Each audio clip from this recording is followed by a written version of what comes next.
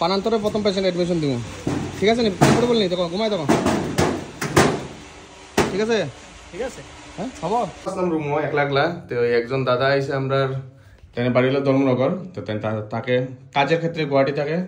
যখন আমি একটু যাইতাম একটু অল্প কাজে এক জায়গায়, তো তাইনের লগে যাই, দেখি আমরা দুইজন মিলে চলো যাই বাড়াই আস্তে আস্তে। দাদা বাড়ি হলো ধর্মনগর, কোন জায়গায় তুলছো? নয়াপাড়া। তার নাম হলো মিঠুন কুমার সিং। দাঁড়িয়ে দাঁড়িয়ে এখানে আমরা রেপুটা বুকিং করি।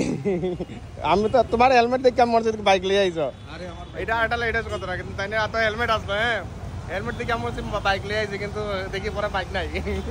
আমার রেপুটে দিয়ে আমরা যেতে লাগবো দুইটা, আমি স্কুটি দিয়া আর তাই নিলে বাইক দিয়া। চলো আমরা রেপুটে রাইড করি, বহুত দিন পরে।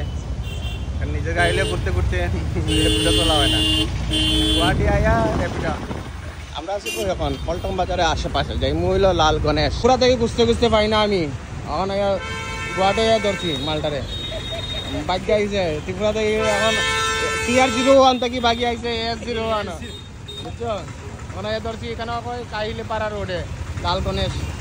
তো আরেকজন মানুষ আইব, অপেক্ষা করি।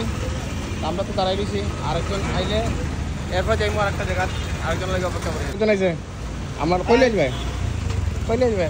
আমি আমার লেগে যাবো দুপুলিয়া। তোমার নামটা কিটা আসলো? সয়ন দত্ত। আচ্ছা, তো সব গুয়াহাটি বই হয়েছে, দেখছো? আমরা দেখতে গিয়ে মানুষ সব গুয়াহাটি বই হয়েছে। চাকরি ক্ষেত্রে তারা গুয়াহাটি থাকে, আমি তো শিলচর থাকি। এখন যাই একটু কাজে। রেপুটা লই আইলাম পল্টন বাজার থেকে লাল গণেশ। তখন আমরা আর এক স্কুটি যাই, আর এখন তো আমরা রেপুটা না, এখন প্রাইভেট সার্ভিস।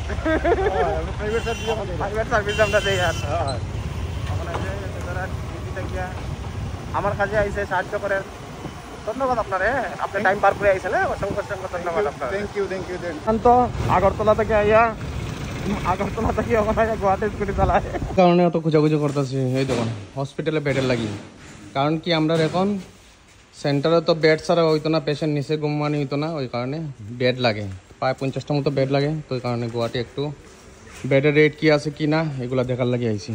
আমি আইসলাম মেন কথা সেন্টারে লাগে বেড লাগে, কারণ কি আমরা তো মানুষ সরকারি নিয়মে সব পেশেন্টের আগে মানুষের ফ্লোরে ঘুমাইতো, তো ওই কারণে এখন ফ্লোরে ঘুমানো হইতো না, সব বেড সিস্টেমে ঘুমাইতে লাগতো। তো ওই কারণে আমার এখানে তো আছে আগের 25টা বেড আছে এখন পর্যন্ত, কিন্তু এখন আমি টোটালি সব বেড সিস্টেম করে দিয়ে ওই কারণে গুয়াহাটি আইসি। আরও 50টা বেড লাগে, ওই কারণে এখন দেখিয়া গুয়াহাটি থেকে নিতে লাগবো। কারণ কি আমরা এখানে তো আমারটা বেসরকারি নেশামুক্তি কেন্দ্র, তো ওই কারণে সরকার থেকে তো প্রোভাইড করতো না, ওই কারণে নিজেরই কিনতে লাগবো। ওই কারণে এই লেগেই গুয়াহাটি আওয়া, যে বেড 50টা নিয়ে যায় আর মানুষের কমফোর্টেবল ট্রিটমেন্ট দেওয়ার সবসময় আমি চেষ্টা করি। তো ওই কারণে মানুষ যেন কমফোর্টেবল তাই আমরা এখানে নিতে পারে, আর মাটির ঘুমাইতে লাগতো না। পুরা আমার সাইজে তো হয়ে গেছে পুরা, তো ওই কারণে গুয়াহাটি থেকে লইয়া গিয়া মানুষের আরামে যেন নেশা সারতে পারে এবং ভালো থাকতে পারে।